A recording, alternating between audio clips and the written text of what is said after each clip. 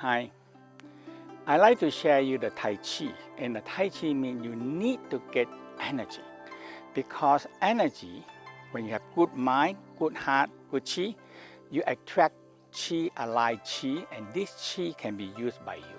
So the first step, you need to creating a yin yang.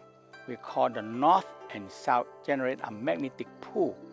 So thumb, pinky finger, one pair, we call yang or red or south, and thumb, index, middle, ring finger is the negative, we call blue.